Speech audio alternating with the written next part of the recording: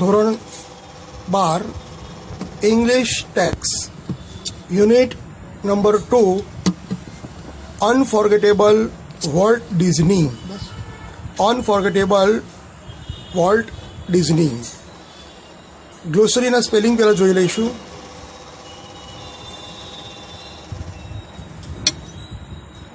Lingers ટકી રહેવું, stays, remains, hang on. Industrious ખૂબ જ ઉદ્યમી. ગ્લુમી, ગ્લુમી એટલે ધ્યાનમગ્ન. Hell bent, hell bent determined to achieve something at all cost. કોઈ પણ ભોગે પોતાનો નક્કી કરેલું કાર્ય પૂરું કરવા દૃઢ નિશ્ચય. હેલ બેન્ટ. બેન્કરપ્સી એટલે નાદાર, ઇકોનોમિકલ ફેલર. ઇનસોલ્વન્સી દિવાળો. બેન્કરપ્સી એટલે દિવાળો. ઓર્ચાર્ડ, ઓર્ચાર્ડ એટલે વાડી, plantation. Willow, a tree or shrub of temperament climate, એક પ્રકારનું છોડ કે વૃક્ષ છે. Snuggle, get closed to somebody, કોઈને પોતાની જોડે દબાવી લેવો. ગેટ ક્લોઝ ટુ સમબડી, કોઈની સમીપ જવું. કડલ અપ એનો સિમ્પલ મિનિંગ થાય. નિકલ, નિકલ એ ચલણી નાણું છે. 5 સેન્ટ કોઈન એટલે 5 સેન્ટનો કોઈન. 5 સેન્ટ બરાબર 1 નિકલ. ફ્લોપ્ડ, નિષ્ફળ જવું, ફેલ્ડ કમ્પ્લીટલી.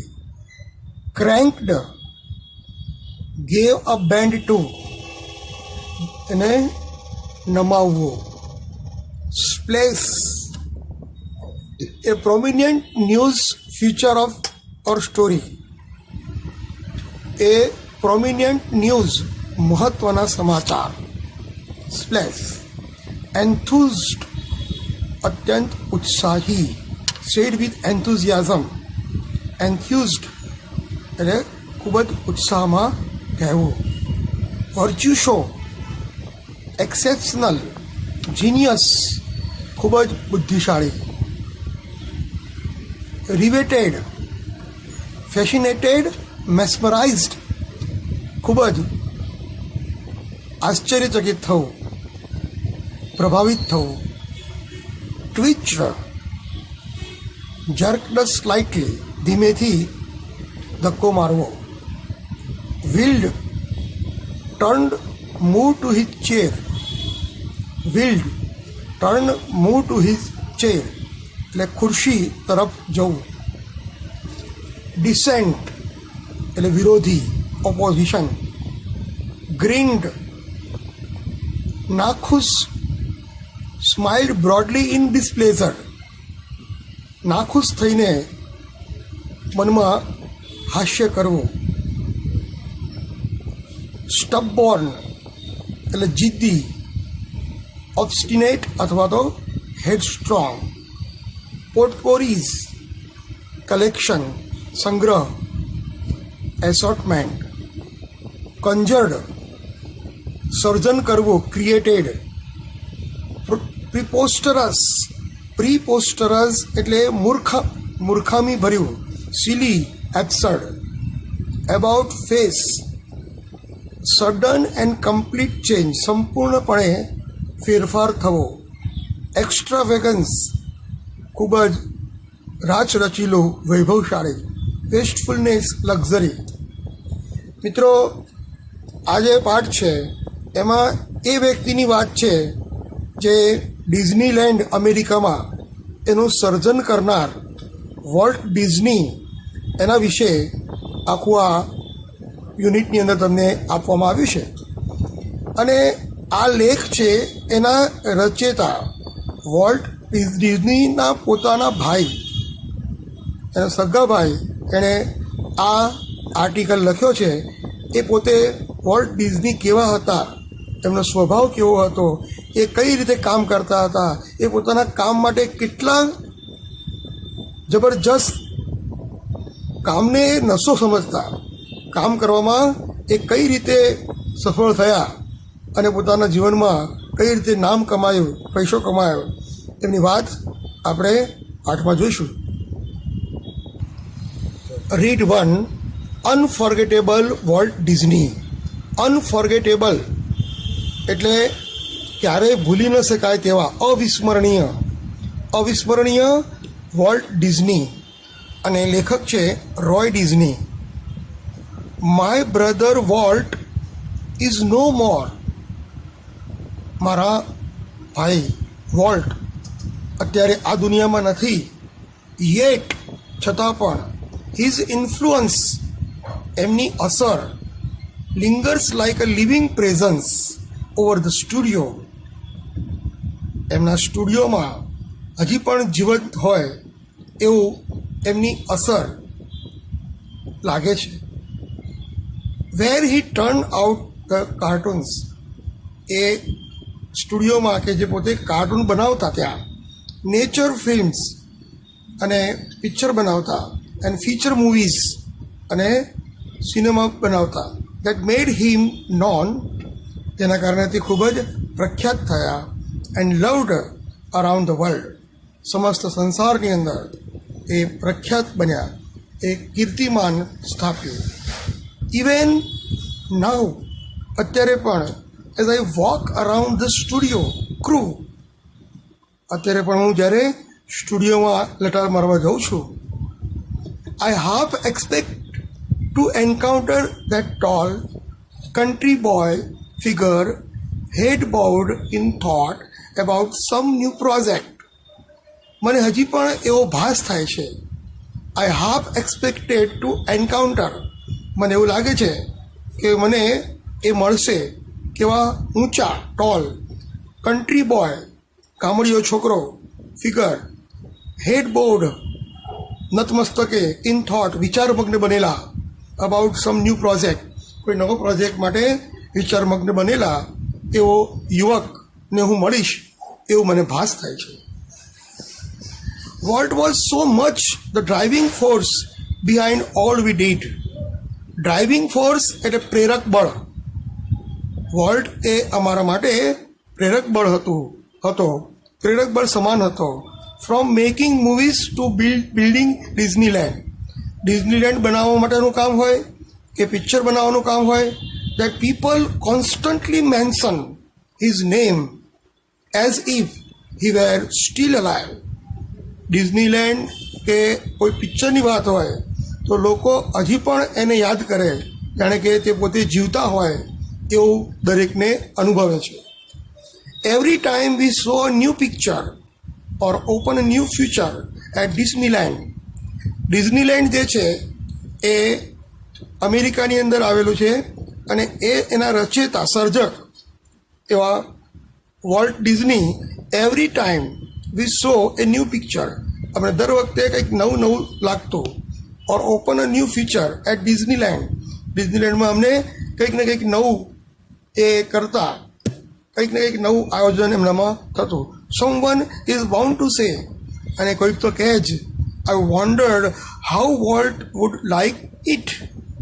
તમને ખરેખર મનમાં મૂંઝાઈએ છીએ કે વોલ્ટે આ કઈ રીતે આટલું કર્યું હશે સર્જન. And when this happens,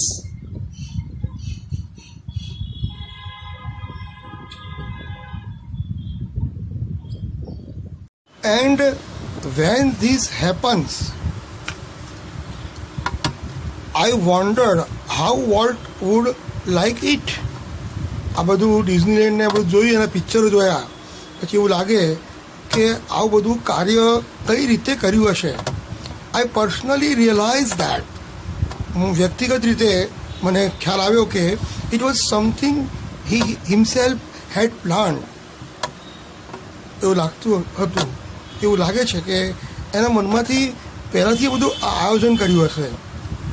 for my imaginative એટલે મારા કાલ્પનિક કલ્પનાશીલ, ઇન્ડસ્ટ્રીયસ એટલે ઉદ્યમી મહેનતુ brother left in a projects in progress to keep the rest of us busy for many years.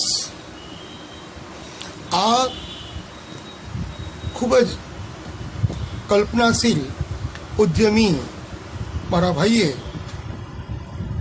અમને ઘણા વર્ષ સુધી વ્યસ્ત રહીએ એ માટે ઘણા બધા પ્રોજેક્ટ મૂકતો ગયો હતો. Walt was a complex man. જો આપણને વોલ્ટની વાત કરે છે કે કેવો સ્વભાવે હતો, Walt was a complex man, ખૂબ જ જટિલ વ્યક્તિત્વ હતું.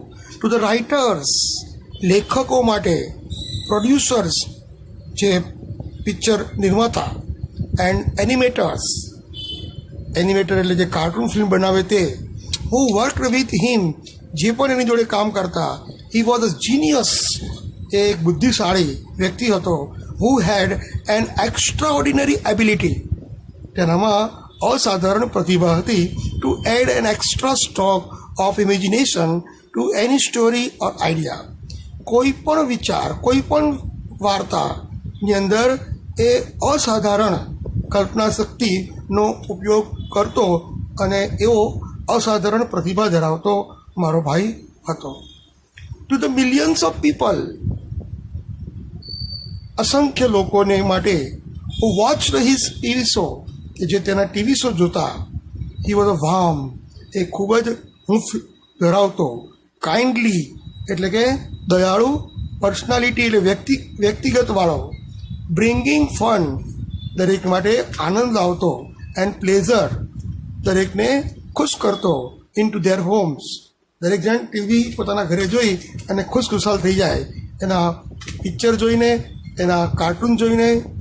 ટુ ધ બેન્કર્સ, બેંકવાળા જે હતા એ લોકોને હું ફાઇનાન્સ્ડ અજ, જે અમને અમારા માટે પૈસો રોકતા. આઈ એમ શ્યોર, અમને ખાતરી હતી કે he seemed like a wild man, એ વિચિત્ર તરંગી વ્યક્તિ તરીકે એ લોકોને લાગતો. હેલ બેન્ટ ફોર બેન્કરપ્સી, જાણે કે દેવાદાર કરી નાખે, દેવાદાર બની જાય એટલા હદે તે પોતે ખર્ચો પણ કરતો. ટુ મી, મારા માટે, he was my amazing kid brother, મારા માટે એ મારો ભાઈ હતો. એમેઝિંગ એટલે મને આશ્ચર્યચકિત કરી દે તેવો. ફૂલ ઓફ ઇમ્પ્રેક્ટિકલ ડ્રીમ્સ, અવ્યવહારુ સ્વપ્ન, that he made come true, કે જે તેણે સ્વપ્નને સાકાર કર્યા. આવો વોલ્ટ ડિઝની. હવે તમે જો એના જીવનમાં કેટલી ઘટનાઓ બની અને આર્ટિકલ જેમ વધતો જાય છે એમ આપણને ખ્યાલ આવે છે કે વોલ્ટ ડિઝની એ મૂળભૂત કેવા હતા. શૂન્યમાંથી સર્જન કર્યું એમ કહેવાય. તમને વોલ્ટ ડિઝનીની વાત કરું તો તે રોય ડિઝની જે પાઠના લેખક છે અને આ જે વોલ્ટ ડિઝની છે એ સહસ્થાપક છે અને તેમણે બાળકો માટે અને મોટાઓ માટે સૌના પ્રિય મિકી માઉસ, ડોનાલ્ડ ડક, ગૂફી જેવા કાર્ટૂન પાત્રોનો સર્જન કર્યું. અને કેલિફોર્નિયા અને ફ્લોરિડા એમ બે સ્થળે તેમણે ડિઝનીલેન્ડ બનાવ્યું છે. ડિઝનીલેન્ડ એ એમ્યુઝમેન્ટ પાર્ક છે. લોકો ત્યાં જઈ અને પોતાના દુઃખ ભૂલી અને મન પ્રફુલ્લિત કરી નાખે છે. તો આ વ્યક્તિએ કે જેણે આ સર્જન કર્યું એ કેવો હતો એની આગળ વાત આપણે કરીએ. Our uncle Mike was in the apple orchard, સફરજનની વાડી, એન્ડ વીપિંગ વિલોઝ, વીપિંગ રુદન કરતા છોડવાઓ, stand green and beautiful at our old farm, અમારા ખેતરમાં, અમારા જૂના ખેતરમાં સુંદર અને લીલોતરી ભરેલા છોડ અને સફરજનની વાડી જે હતી એમાં at our old farm where Walt sketched his first animals, કે જ્યાં તેણે પોતાનો પહેલો પ્રાણી કાર્ટૂન દોર્યું. I recall how Walt and I would snuggle together in a bed. મને હજી પણ યાદ આવે છે કે વોલ્ટ અને અમે બંને પથારીમાં કેવી મસ્તી કરતા. Snuggle together in a bed and hearing the haunting voice whistle of locomotive passing in the night. રાત્રે ત્યાંથી પસાર થતી ટ્રેનનો અવાજ અમે સાંભળતા. Our uncle Mike was an, અમારા કાકા માઇક. તમે જોઈ શકો છો કે આ વોલ્ટ ડિઝની છે એનું અહીંયા ફોટો છે. એમના હાથમાં એક લાકડી છે અને એમનું જે પ્રિય પાત્ર છે મિકી માઉસ એ તમને જોવા મળે છે. અને બાજુમાં ચિત્રમાં તમને ડિઝનીલેન્ડની અંદર જે ટ્રેન છે એ ટ્રેન તમને દેખાય છે. હવે આગળ વધીએ તો માઇક જે હતા એ એન્જિનિયર હતા, એ અમારા કાકા હતા. He had blow his whistle, one long and two short. એ પોતાની વિશલ વગાડતા, એક વાર લાંબી એક વાર ટૂંકી, જસ્ટ ફોર અસ, અમારા માટે. Walt never lost his love for trains. વોલ્ટને ટ્રેન પ્રત્યે ખૂબ જ અગમ્ય એને ખેંચાણ હતું. યર્સ લેટર, વર્ષો પછી પણ એન ઓલ્ડ ફેશન ટ્રેન, કે જૂના જમાનાની જે ગાડી જે ટ્રેન છે, was one of the first attraction at Disneyland. Disneyland જે એમ્યુઝમેન્ટ પાર્ક છે એની અંદર એણે પોતે ટ્રેન મૂકી છે. ટ્રેન લોકો એને એટલું બધું ટ્રેન પ્રત્યે આકર્ષણ હતું કે ડિઝનીલેન્ડમાં તેણે ટ્રેન પણ મૂકી અને ત્યાં તેણે અલગ અલગ કાર્ટૂન પણ સમાવ્યા. એઝ ફાર બેક, ખૂબ જ જો ભૂતકાળમાં જઈએ, એઝ આઈ કેન રિમેમ્બર, મને યાદ આવે ત્યાં સુધી, વોલ્ટ વોઝ ડ્રોઈંગ. વોલ્ટ ચિત્ર દોરતો. The first money he ever made, પ્રથમ પૈસા એણે મેળવ્યા, was a nickel for a sketch of neighbouring horse. તમને આ પ્રશ્ન પૂછાય છે કે પ્રથમ નાણું, પ્રથમ પૈસો, પહેલો પગાર એણે કઈ રીતે કમાયો? The first money he ever made was a nickel, એટલે કે 5 જે સેન્ટ છે એની રકમ for a sketch of neighbouring horse. પડોશીને ઘોડો દોરી આપ્યો અને એના તેને 1 નિકલ મળ્યા. આ એની પ્રથમ કમાણી હતી. He studied cartooning in Chicago. એ શિકાગોમાં કાર્ટૂનિંગનો અભ્યાસ કર્યો. And then started a little animated cartoon company in Kansas City that flopped. અને તેણે કાર્ટૂન કંપની કેન્સાસ સિટીમાં જેણે કાર્ટૂન કંપની બનાવી અને એ કંપની એમણે શરૂ કરી કે જે અત્યંત નિષ્ફળ ગઈ. તમે જુઓ કે કોઈ પણ વ્યક્તિ હોય, શરૂઆતમાં જ એને સફળતા મળે એવું હોતું નથી. અત્યારે જે અમિતાભ બચ્ચન છે, તમે જોઈ શકો છો કે એની પ્રારંભિક જીવન હતું એ કેટલી વખત એ નાસીપાસ થઈ ગયો, એને નિષ્ફળતા મળી. તો એ રીતે વોલ્ટ ડિઝની પણ પ્રથમ જ્યારે એમણે કંપની ખોલી ત્યારે એ પોતે નિષ્ફળ નીવડ્યા. I was in Los Angeles when Walt, just 21, decided to try to his luck in Hollywood. હું પહેલાં લોસ એન્જલિસમાં હતો ત્યારે 21 વર્ષનો વોલ્ટ તેણે હોલિવૂડમાં પોતાનું નસીબ અજમાવવા માટે પ્રયત્ન કર્યો. તો અહીંયા ટ્રાય હિઝ લક, યાદ રાખો, પોતાનું નસીબ અજમાવવું. I met him at the station. હું એને સ્ટેશને મળ્યો. He was carrying a cheap suitcase. એમના હાથમાં ખૂબ જ સસ્તી અને જૂની સુટકેસ હતી. That contained all his belongings. અને સુટકેસમાં એની બધી જ ઘર વખરી હતી. We borrowed $500 from an uncle. અમે કાકા પાસે $500 પૂછીને લીધા. And Walt started a cartoon series called Alice in Cartoonland. અને વોલ્ટે એલિસ ઇન કાર્ટૂનલેન્ડ નામની સિરીઝ બનાવી. It was tough going. તો પ્રથમ વખત જ્યારે પહેલી કાર્ટૂન ફિલ્મ બનાવી ત્યારે ખૂબ જ એને સંઘર્ષ કરવો પડ્યો. Volt did all the animation and I crank the old fashion cameras. અને વોલ્ટ જે છે એ એનિમેશન કરતો અને હું કેમેરાથી એને શૂટિંગ કરતો. The Alice cartoon didn't make much of splash. જે પ્રથમ જે કાર્ટૂન બનાવ્યું એ એલિસ કાર્ટૂન જે છે એ તદ્દન નિષ્ફળ નીવડ્યું. ઓસ્વાલ્ડ ધ રેબિટ, સસલો કે જે ઓસ્વાલ્ડ નામ છે એનું, ઓસ્વાલ્ડ did better.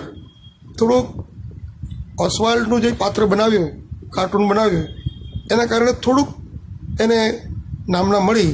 But when volt went to our New York distributor, પણ જ્યારે આ ઓસ્વાલ્ડ રેબિટનું જે પાત્ર છે એને જ્યારે નસીબ અજમાવવાનો પ્રયત્ન કર્યો, પણ એમાં જે ન્યુયોર્કના જે ડિસ્ટ્રીબ્યુટર હતા, for more money he ran into trouble. એ ડિસ્ટ્રીબ્યુટરે અમને અમારી જોડે છેતરપિંડી કરી અને અમને કંઈ આવક થઈ નહીં. What kind of deal did you make kid? I asked. મેં કહ્યું કે ભાઈ વોલ્ટ, તું આ કઈ રીતનો ધંધો કરે છે? આ કઈ રીતે તું સોદો કર્યો ત્યાં કે આ ન્યુયોર્કનો જે ડિસ્ટ્રીબ્યુટર હતો એ બધા પૈસા લઈ ગયો, આપણને કંઈ મળ્યું નહીં. વી હેવન્ટ ગોટ અ ડીલ. અને મને કહેતો મેં કંઈ જ સોદો કર્યો નથી, મેં કંઈ જ વેપાર કર્યો નથી. Walt admitted the distributor copyrighted Oswald. Oswald નામનું જે સસલું હતું એ એણે પોતે કોપીરાઇટ કર્યું હતું. And he is taking over the series himself. અને હવે જ્યારે એ આટલું પ્રખ્યાત થયું ત્યારે એનો બધો જ લાભ એ પોતે લેવા માંગે છે. Strangely Walt did not seem downhearted. હવે છેતરપિંડી થઈ તો પણ વોલ્ટે હિંમત ગુમાવી નહીં. We are going to start a new series. अरे चलो हम नई सीरीज बनाते हैं. ही एन्थ्यूज्ड. એનામાં ઉત્સાહ હતો. It is about to mouse. અને એ ઉંદર વિશે છે. And this time we will on the mouse.